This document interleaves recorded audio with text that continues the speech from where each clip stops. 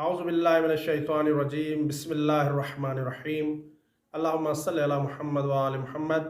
یکم ربیع الاول کے دن کے اعمال۔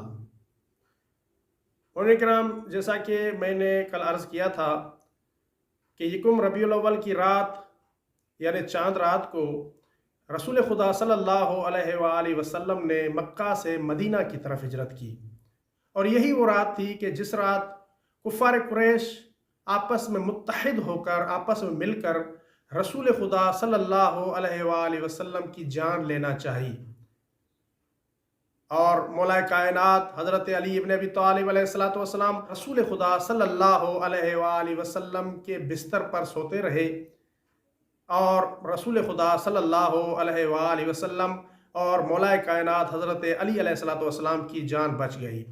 لہٰذا بعض علماء کرام نے لکھا ہے کہ رسول خدا صلی اللہ علیہ وآلہ وسلم اور مولا کائنات حضرت علی ابن ابی طالب علیہ السلام کی جان کے بچنے کے شکرانے کے طور پر یکم ربیع الاول کے دن روزہ رکھنا مستحب ہے۔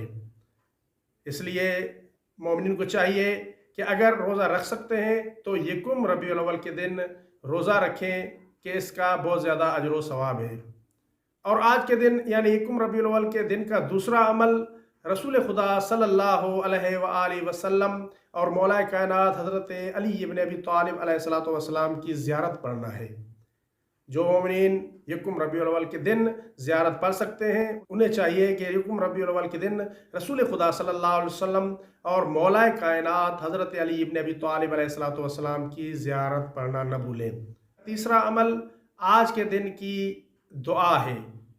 کتاب اقبال میں سید نے اس دعا کو نقل کیا ہے، لہٰذا ہمیں چاہیے کہ ہم ان تین اعمال کو یکم ربیع الاول کے دن ضرور انجام دیں۔